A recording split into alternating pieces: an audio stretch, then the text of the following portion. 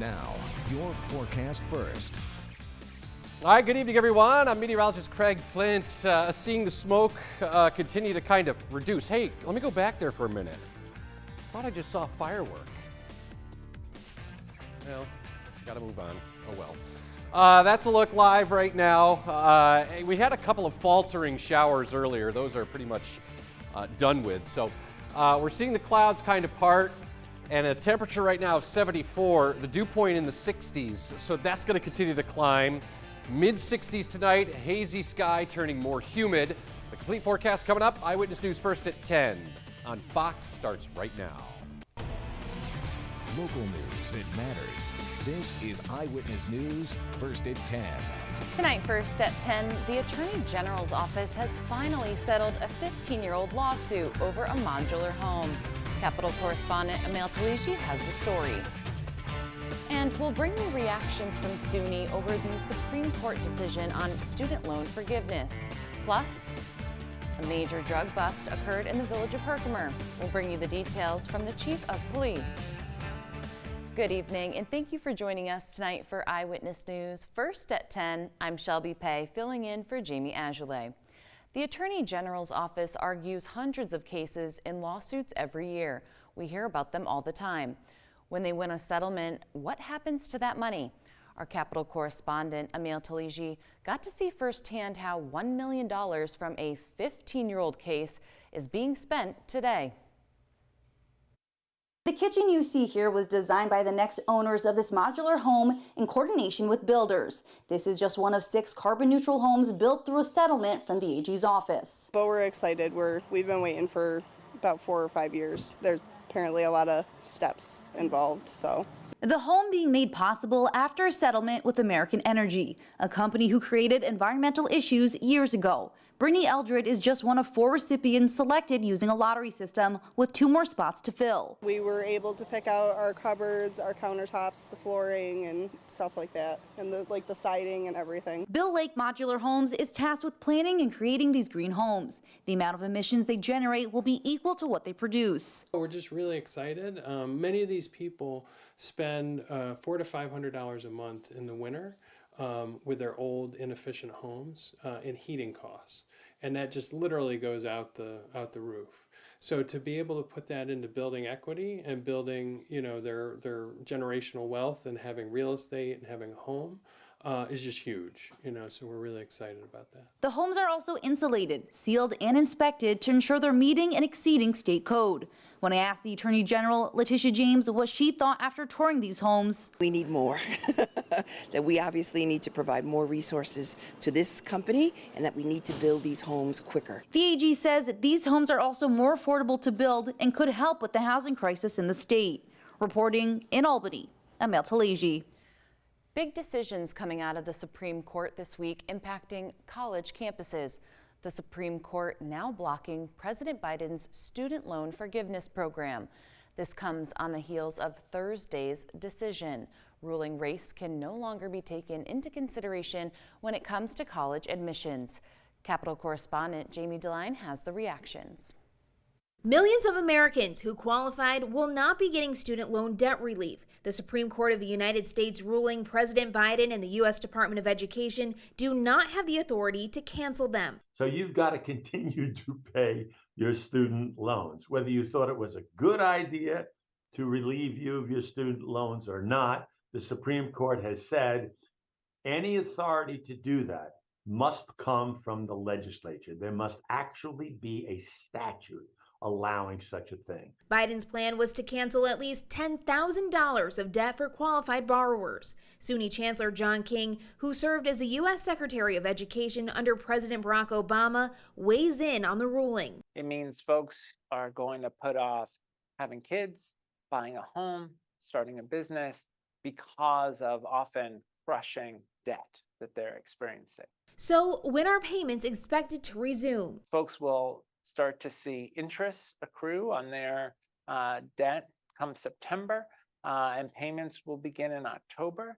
And remember, a third of the borrowers across the country have debt but no degree. King is encouraging people to finish their education at SUNY to help them in the economy, adding federal rules allow them to defer payment on that debt. While some are against the Supreme Court ruling, others like Republican Congresswoman Elise Stefanik support it, saying on Twitter, quote, "SCOTUS just ruled in favor of our hard-working taxpayers who would have had to carry a tremendous financial burden because of Biden's unconstitutional student loan bailout." The decision comes right after another Supreme Court case ruled race can no longer be taken into consideration during college admissions. The first ruling was an attack on getting to college or getting to higher education.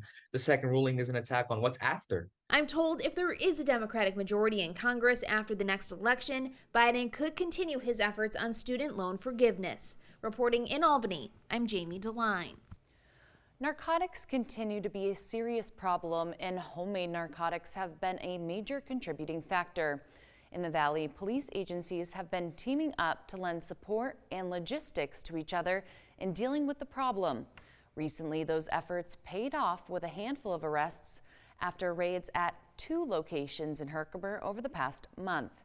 Acting on complaints about suspicious activity on Westlake Ave in Herkimer, Herkimer police launched an investigation into activity going on at 507 Westlake Ave. During that investigation, Herkimer police discovered a connection between the Westlake address and a residence on Steuben Hill Road. In May, a team of Herkimer police, state troopers, Herkimer County sheriffs, along with New York State Patrol, went to 936 Steuben Hill Road. There was also a report that a child was present during drug activity. Some people left the home on command while others would not, resulting in a 2-hour standoff. 3 people were arrested at that location on warrants. And 2 Sundays ago, an early morning execution of a search warrant was done at the Westlake Ave address. Methamphetamine was discovered along with packaging material. 4 more arrests were made at the Westlake home. Herkimer police were aided by Mohawk, Little Falls, and Johnstown police in that raid. More arrests may be coming.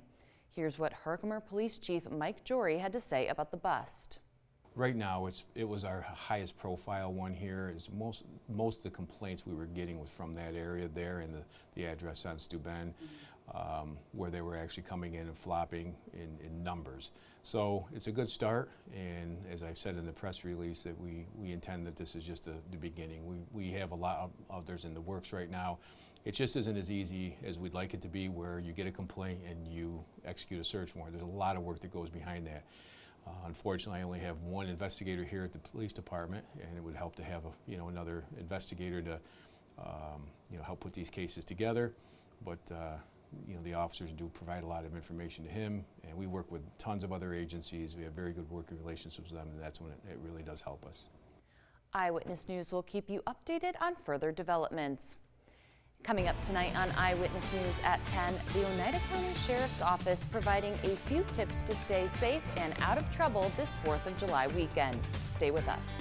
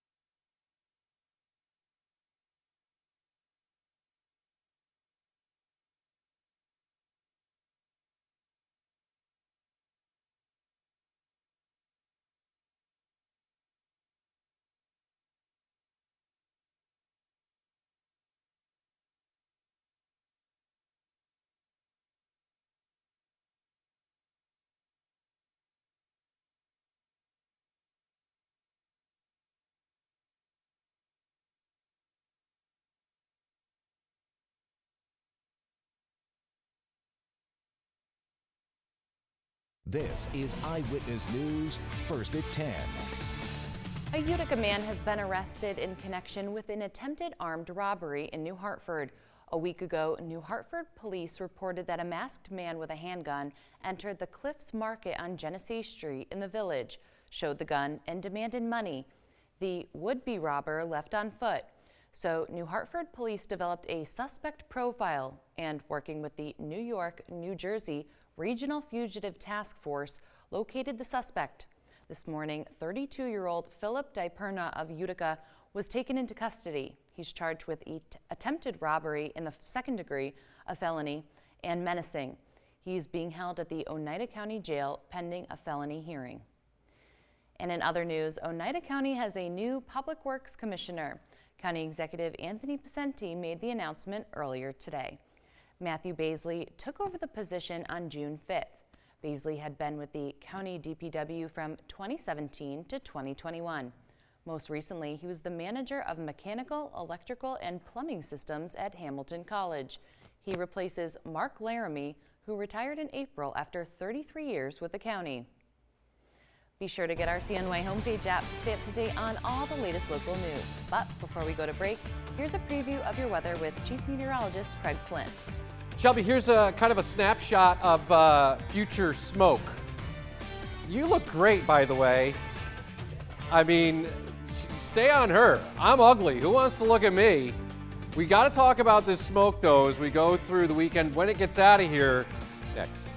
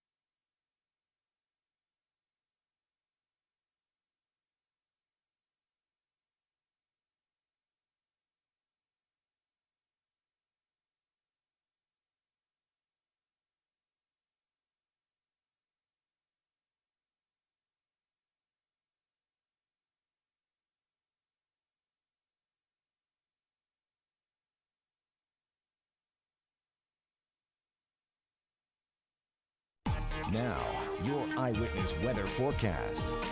Welcome back. As we get you up to date with the forecast, there are some fireworks going on yonder tonight. We just can't seem to time it.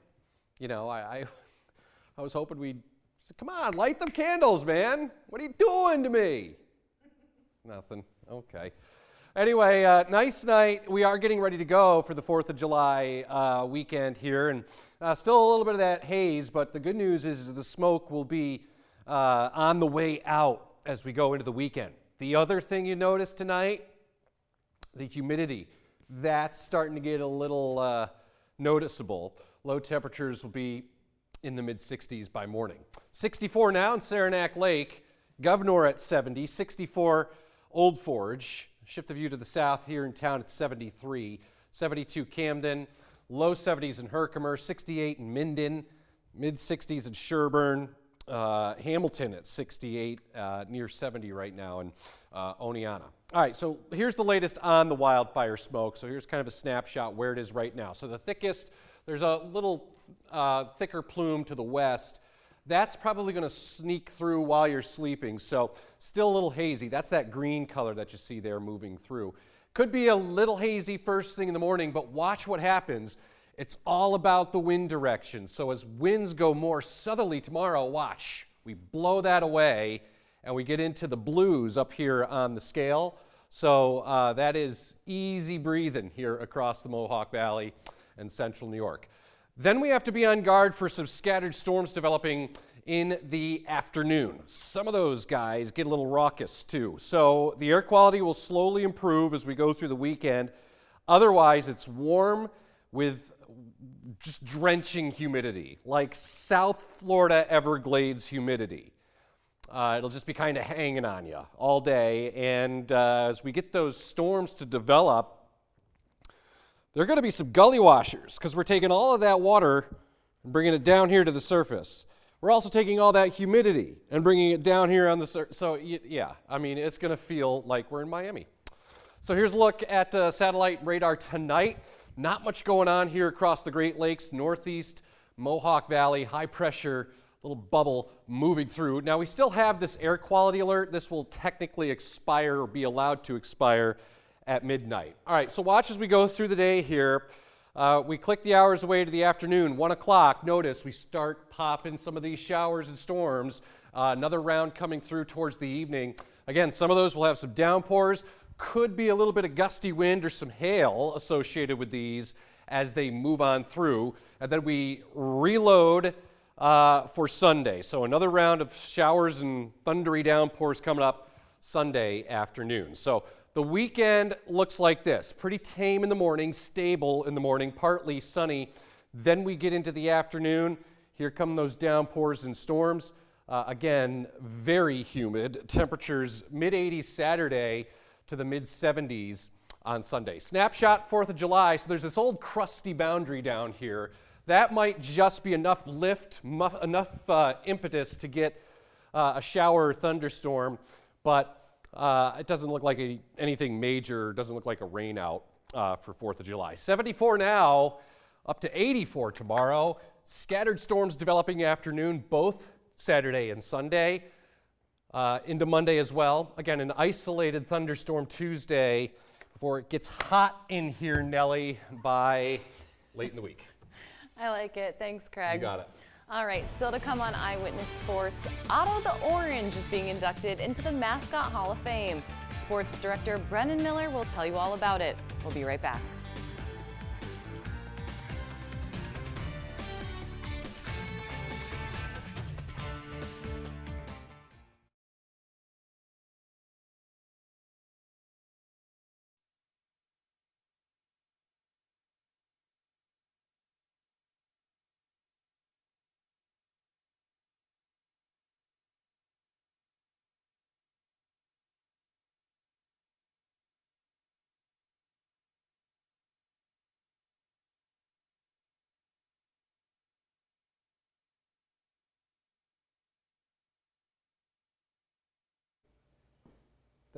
The guy who does the show? Yeah, check 1, 2, 3. Joe Kelly. Oh. Joe Kelly called me Brendan. Oh, Brendan. So I said there's no D in me.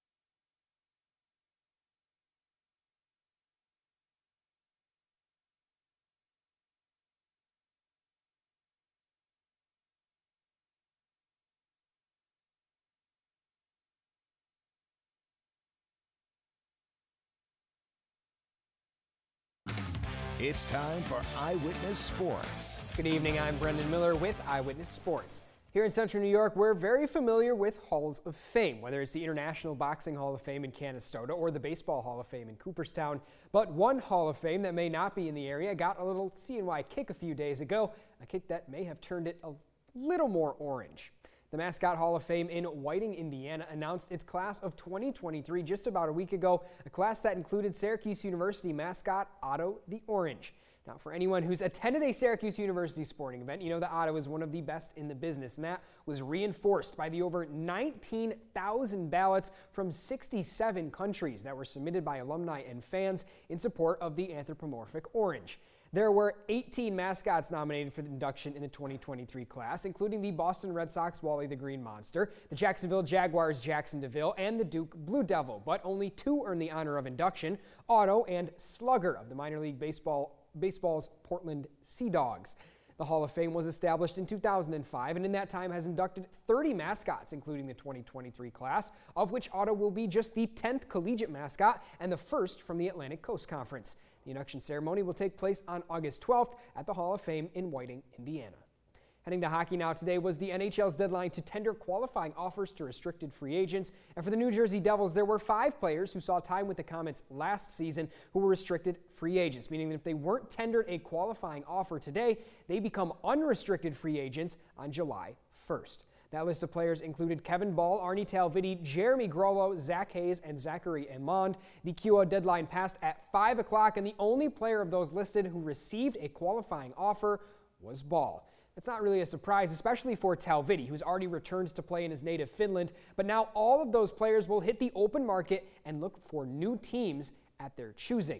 Timur Ibragimov was also non-tendered, but has already signed a 1-year AHL contract with the Comets. And at the NHL level, Nathan Bastian, Michael McLeod, and Jesper Vokvist were also non-tendered and will negotiate new contracts with the Devils in unrestricted free agency.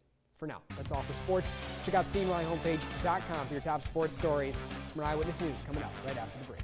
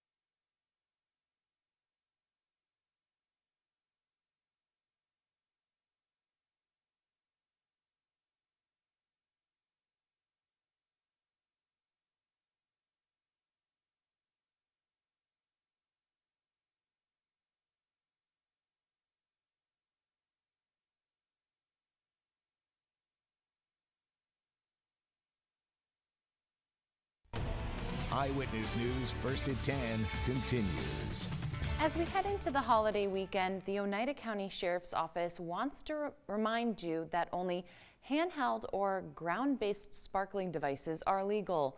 All other fireworks, typically those that are lit from the bottom, explode, and then project into the air, are illegal in New York State.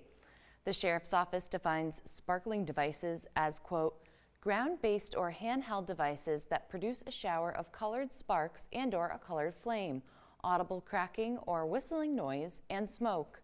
They can be legally sold to people 18 and older in New York from June 1st to July 5th, and again from December 26th to January 2nd.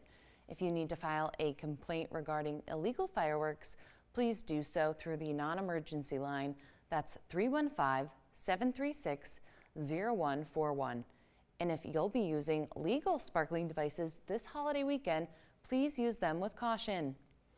In sky-high temperatures and ongoing smoke from Canadian wildfires has many parts of the country feeling and smelling like a barbecue.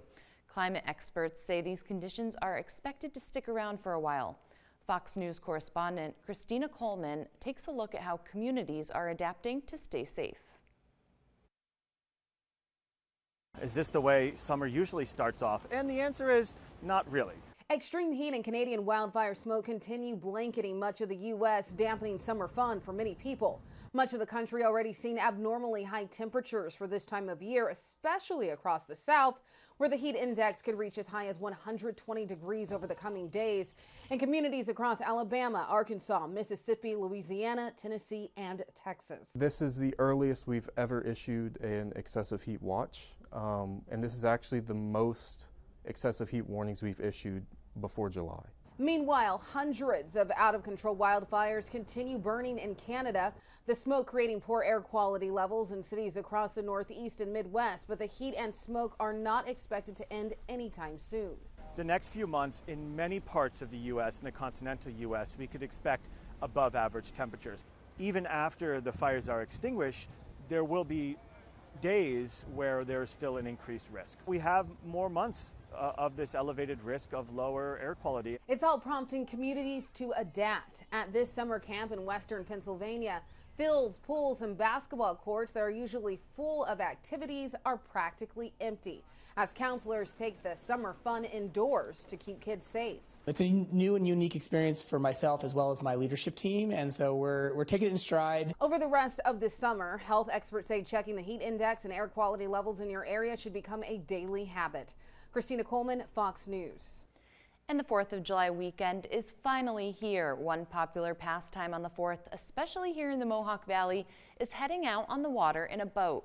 To make sure boaters stay safe, law enforcement and the U.S. Coast Guard will be keeping watch. Fox's Kim Quizon has more. Devin York has grown up on the water. Florida native, third generation Floridian. While many Floridians will trailer their boats and head to the nearest boat launch for the 4th of July, you'll find Devin docked. 4th of July, I stay away from pretty much all other boats and just keep clear because you never know how they are as far as driving, because most people have rentals and they are terrible at driving. As captain of Hook One Fishing, he's seen a lot. There's things that people will hit, like pilings and bridges and even other boats and stuff, and you get 200, 300, 400, 500 boats out on the water this week, and you'll see some stuff. The Coast Guard reminds boaters make sure all safety gear is on board, including a fire extinguisher and life jackets for everyone, and for those at the helm, stay sober. It's not just boats on the water that need to take precautions, it's also people at the beach and in pools. It's really important to designate a water watcher and to make sure that you have someone who are watching your kids, your elderly, the folks who are in the water. While lifeguards don't expect riptide conditions like those in the Panhandle, they say to know where you are swimming. Once you get to the beaches, look for those lifeguard flags, look for those lifeguard towers. If we're flying anything other than a green flag, that's probably a good indicator that there is some sort of hazard in the water, and that you should check and find out what that hazard is. You don't have to overthink your plans, but take it from a Florida native. Just be cautious, watch your surroundings, and just don't go crazy. In Sarasota County, Kimberly Quizon, Fox 13 News. We'll close out the broadcast when we return.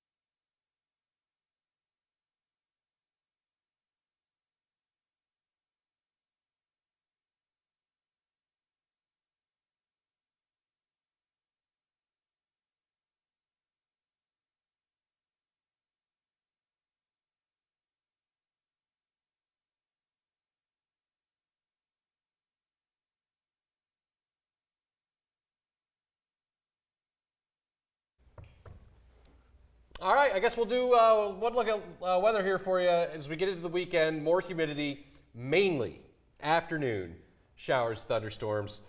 And then for the 4th, we'll see. It looks mainly dry. Could be an isolated storm, though. All right, thanks, Craig. Thanks for joining us for Eyewitness News. First at 10, we'll see you back here again next week.